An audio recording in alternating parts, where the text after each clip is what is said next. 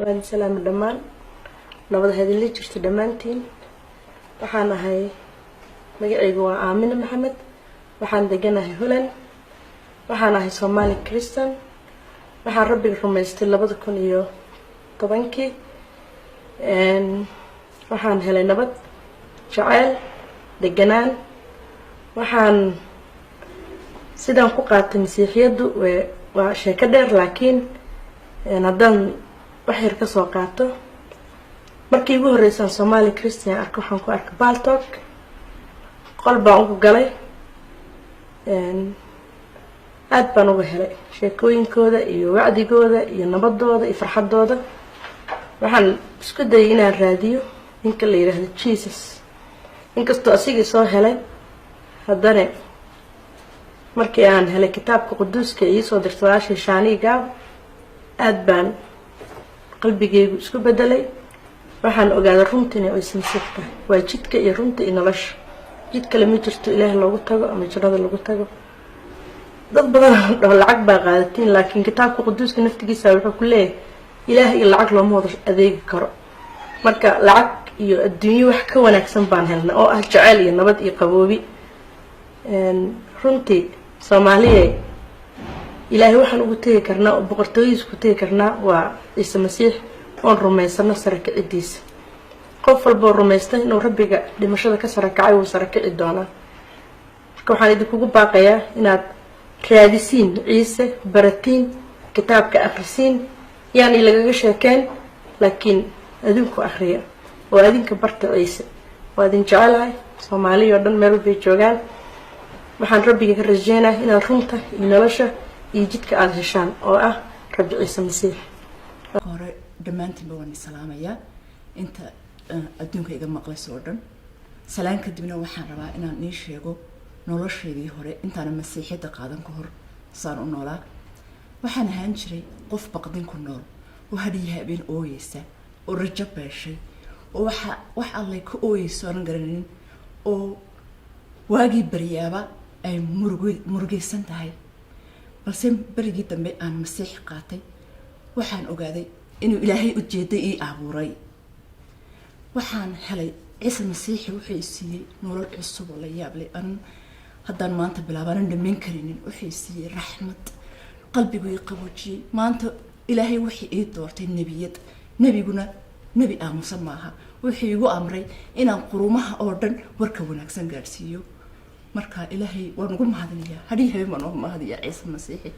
Ciise Masiix mahane badbaado kale ma jirto marka walaalayaal Soomaaliyeed soo raaca aad rajo ku noolaataan sidayda soo kale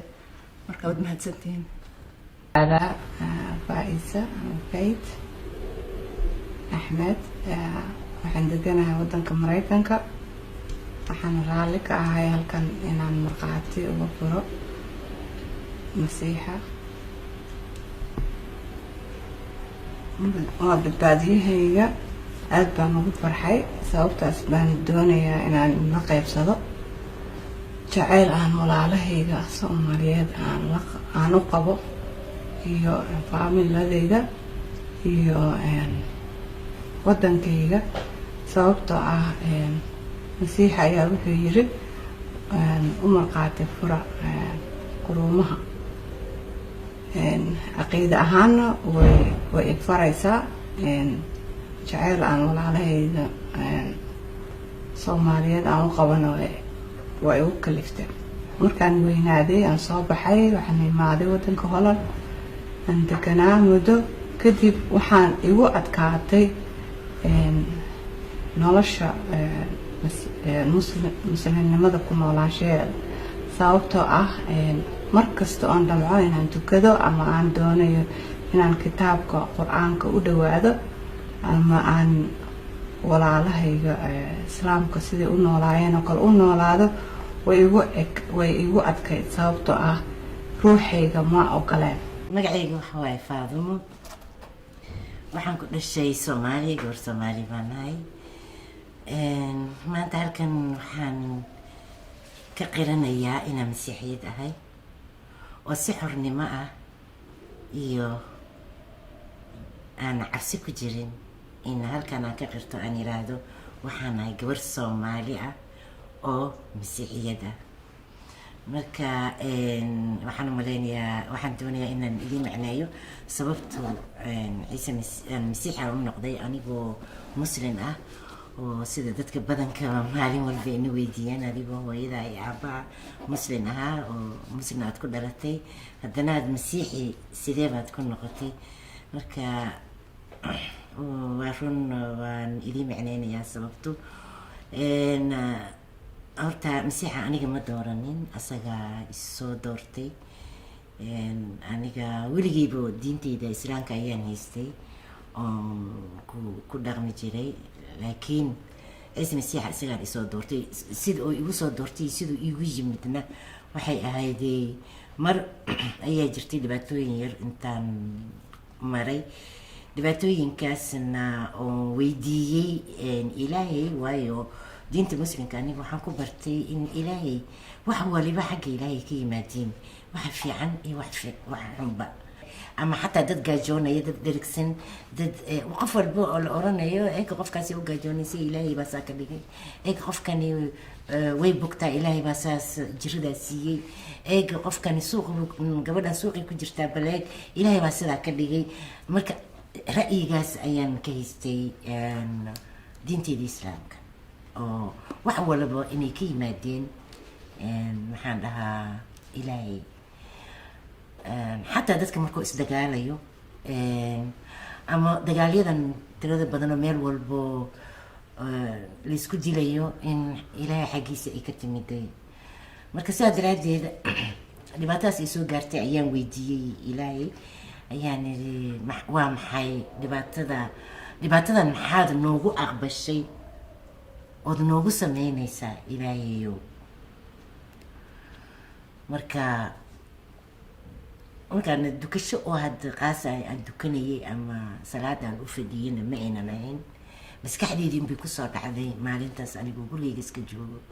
waayo aad iyo aad baan uga caraysanaay. markaas waxaan maadaama ilaahay wax walba ka yimaadeen, bal waan iska iri un ilaahu adiga wax walba nagu sameynays, maxaa sidaa noogu samaysay. marka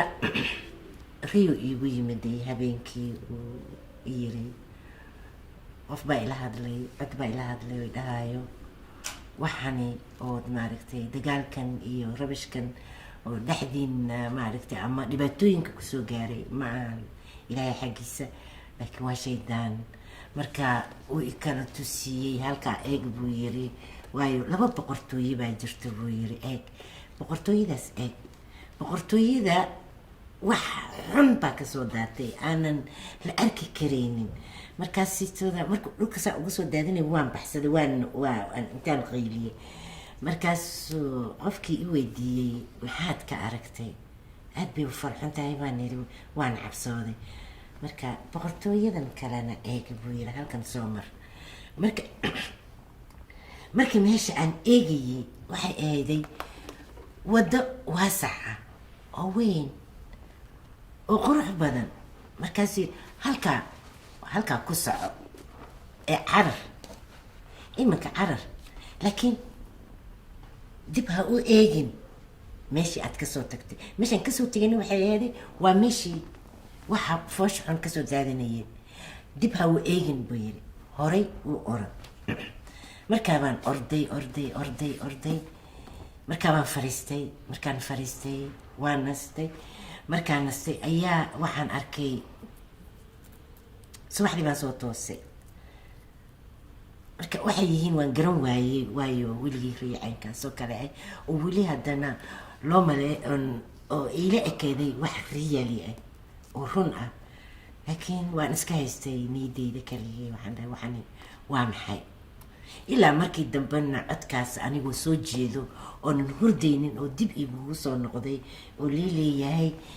ilaahay xaggiisa kama imanin, qofka kula hadlayana waa aniga ilaahay, waa ciise masiixi, ma ahan waxa xaggayga ka yimiday waxaan oo dhan ciise masiixi. marka aad bay waxay iila noqotay wax mucjisad ah iyo wax la yaab leh, qofna uma aana sheegin, waayo qof markaan u sheego waxay oranayaan dadka way waalan tahay. salaamaya walaalayaal, magacayga waxaa waaye Esther. soddon sano jira aniga maanta waxaa ka sheegaa wixii oo farax badan noloshay soo galay waxaas wax waaye ciise masiix waxa ay kasoo bixiye meesha oo madowga ah meesha oo dhib badan waxay dhahay aniga waa ku jecel yahay waxaad tahay gabartayda oo aniga aad iyo aad u jecel lahay gabartayda tahay oo waxaan rabaa adiga nolosha cusub qaadato nolosha oo fiican qaadato markii oo kitaabka arkane hal oo sabuurada 23 markii oo akhriyo markaas waan happy waan ahay magacayga waxaa la yidhaahdaa Shani Gabo waxaan deganahay Ingiriiska walaalayaal dhammaan waan idin salaamayaa marka ugu horeysa walaalahayga meel walba ee dunida ka joogaan waxaan raali ka ahay in videogan qof kasta oo Soomaali ah adduunka meel kasta uu ka joogo oo maaragtay aan u siinaya amar in uu fiirsado uu ogaado sida nolosha runta rabbiga aniga buu igu badbaadiyay inaan la qaybsado walaalahayga Soomaaliyeed meel walba ay joogaan waxaa jirta in aniga marka horta Soomaaliya ka soo tagay bari hore marka dagaalka dhacay aniga laftirkay anigoo yar aan ka soo tagay laakiin Yurub markaa imaaday aniga waxaan sii noqday qof diintii lagu soo koriyay ku sii adkaatay waxaan isku dayay inaan soomo salaado oo maaragtay is noqdo qof wanaagsan oo ilaah u dhow laakiin se weligay waxaan dareemayay waxa la dhaho maxay cabsi Allah aan ka cabsan jiray qabriga ka cabsan jiray aan maaragtay xiriir hoose aan la lahayn oo isaha markaa dhimatay waaba dadka in lagu cadaabo laga yaabaa maadaama aadan garanaynin camalkayga dhinaca uu badan yahay inkastoo aan ku dadaalayay inaan soomo salaado haddana anigoo yarna aan guursaday maxay ahayd haddana waan ogaa inaan bini aadan ahay oo dambiile aan ahay aanan ahayn qof maaragtay perfect ah wax walba u dhan yihiin marka waxaa dhacday sidaas anigoo cabsidaa ilaahay ka qabo laakiin iska soomaya iska salaadaya reerna leeyahay ayaa waxaa dhacday marka maxay ahayd waxaa dhacday mar habeenada kamid ah ayaa waxa qof walaal ah ayaa wuxuu soo diray video aniga ma garanayn videogu waxa uu yahay waan iska daawaday marka videogu wuxuu ahaa qof bini aadan ah oo la dilay oo lagu dilay magaca Allah lagu gowracay buu ahaa dadkeena quraanka akhriyeen marka waxa qalbigayga uu dhaawacay arintaas qof bini aadan ah oo ku dhintay magaci Allah ku dhintay waxay ila noqotay wax maskaxdayda ka weyn waa habeenkii ugu horeysay oo aan maaragtay ka shakiyay ama aan ka carooday maxay tahay Allah iyo kitaabkiisa aan ka carooday aan oray sidee bay ku dhici kartaa in magacaaga sharafta leh ciisada leh maxay tahay nolosha bixiya qof bini aadan lagu gowraco oo ku dhinto sidee bay ku dhici kartaa marka habeenkaas waxaa dhacday aniga in maxay tahay ilaaha nool ee xaq lagu caabudo uu ii yimid oo aniga ii qaaday aniga hadda waan garanayaa inuu yahay Rabbi Ciise Masiix laakiin marka ayada ma garanaynin aniga waa la qaaday waxa la dheelmiyay jannada idinka laakiin hadda maqashaan waa la dheelmiyay waxa leedahay ma nabiyad ba sidee ba lagu dheelmin karaa laakiin ilaahay qofku doonayo dhan wuu isku muujiyaa ama ha ku qaado jannada ha ku geeyo ku riyo ama ha iska tuso oo maaragtay erigiisa ha ka dhex tuso xagan ha ka helo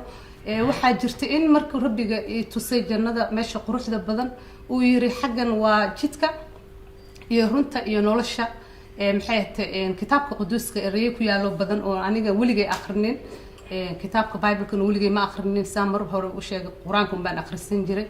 aan sheegay oo habeenkaas aan ku hadlay oo leeyahay Ciise Masiix baa ah jidka iyo runta iyo nolosha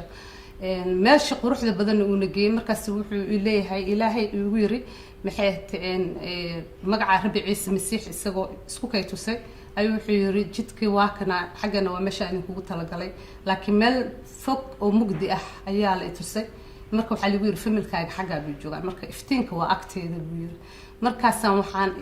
maalintii ku soo kacay anigoo faraxsan laakiin se waxaan isir maxay tahay Ciise Masiix maxaa la yiraahdaa jidka iyo runta iyo nolosha maxay tahay waxani markaas waxaan ka raadiyay internetka aan ku qoray luqadan garanayay baan ku qoray waxaan dhahay maxay tahay ciise masiix jidka iyo runta iyo noloshaba markaan raadiyay internetka waxa ay soo baxday kitaabka quduuska ah ayaa ay soo baxay magacayga waxaa la yiraahdaa la oran jiray magacayga hore maxamed salaabaan faarax imika waxaa la yiraahdaa michael waxaan ku dhashay magaalada burco oo kusoo koray waxaan ahay masiixi waxaan rumaysanahay jesus ama ciise masiixi ama qofba siduu yaqaana nebi ciise waqti badan baan rumaysnaa hadda markaa waxaan halkan u yimi oo aan markhaatiga u furayaa rabbi ciise masiixi oo ah jidka qura ee badbaadada ah rabbi ciise masiixi waxa weeyaan wiilka ilaaha ugu sarreeya oo wadada qura ee lagu tago jannada weeye waxaana weeyaan magaciisa waa jacayl iyo nabad ma aha aaminadan anagoon aaminay iyo waxaan ka helay waxa weeyaan nabad iyo jacayl marka dadka waxaan ugu sheegaynaa soomaalida gaar ahaan dadka soomaaliya gudaheeda ku nool iyo dadka qurba jooga aba dhammaan soomaalida dadka af soomaaliya ku hadla ama soomaalida waxaan ugu bashaareynayna inuu yahay ciise masiixi badbaadada iyo nabadda iyo jidka lagu gelayo jannada ama boqortooyada jannada ilaah subxaana qaadirka ah cirkii dhulka abuuray annagoo dadka ugu yeedhayna jacayl iyo nabad oo aan leenahay yacni wax lagu galaa lagu badbaadaa jannada lagu galaa nabadgelyo ee qof kale ku mashquulsan ama qof kale dilaya taasi ma aha ta lagu badbaadaya badbaadada waa jacayl iyo nabad masiix wuxuu nagu yidhi qofna ha xukumina waayo anigaa xukumaya oo ay shaqadayda tahay taas idinku is xukuma shaqsi ahaantiina